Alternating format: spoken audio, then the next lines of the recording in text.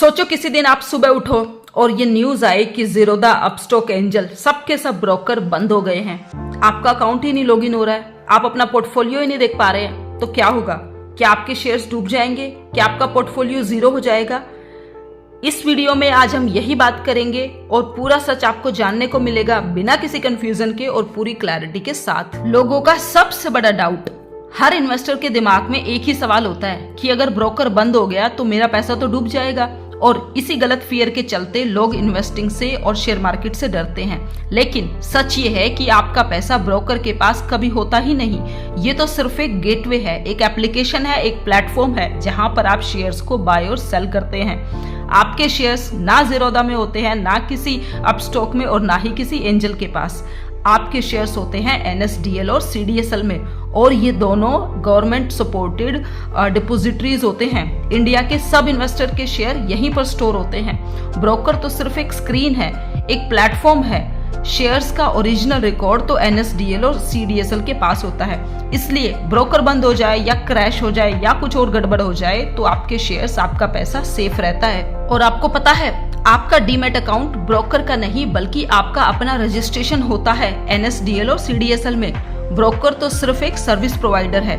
अगर ये बंद भी हो जाए तो NSDL, CDSL आपको सिंपली न्यू ब्रोकर चूज करने का ऑप्शन देता है और आप अपने सारे शेयर्स को नए ब्रोकर में इजीली ट्रांसफर कर सकते हो। मतलब ब्रोकर गया, क्रैश हो जाए, उड़ जाए, भाग जाए तो आपका पोर्टफोलियो कहीं नहीं जाएगा, वो टोटली सेफ है। हाँ, थोड़ा टाइम लग सकता है एक ब्रोकर से दूसरे ब्रोकर में ट्रांसफर होने में, जो कि may be some paper work हो या फिर कुछ डिजिटल फॉर्मेलिटीज हो, लेकिन पैसा टोटली सेफ है। अब एक सवाल आता है कि म्यूचुअल फंड का क्या होगा? वो भी तो ब्रोकर के पास ही होते हैं। जी नहीं, जैसे शेयर्स या आपका दूसरा पैसा सेफ है, वैसे ही इसका भी एक प्रोसीजर है। म्यूचुअल फंड भी जो है वो कैम्स या फिर AMC के पोर्टल पर आप जो है रिफंड पॉलिसी अप्लाई कर सकते हो, और ये सब भी जो है डायरेक्टली दूसरे ऑपरेटर के पास ट्रांसफर हो सकते हैं।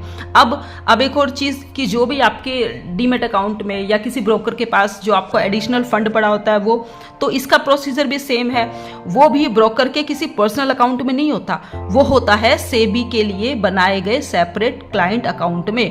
यानी कि अगर ब्रोकर बंद हो जाए तो सेबी आपका सारा पैसा आपके अकाउंट में रिफंड करवा देता है, और इसमें कोई रिस्क भी नहीं है।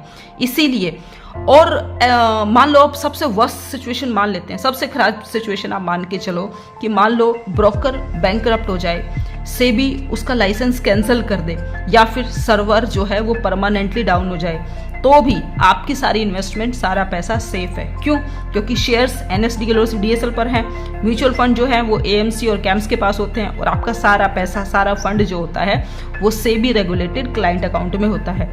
आप बस सिंपली ट्रांसफर कर सकते हो, अपने पैसे को विड्रॉल के लिए रिक्वेस्ट कर सकते हो, और आपकी सारी चीजें सेफली हैंडल करता है सेबी।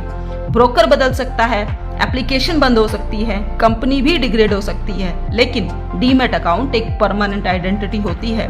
जैसे आपका आधार नंबर परमानेंट होता है, सेम वैसे ही डीमैट नंबर भी परमानेंट होता है।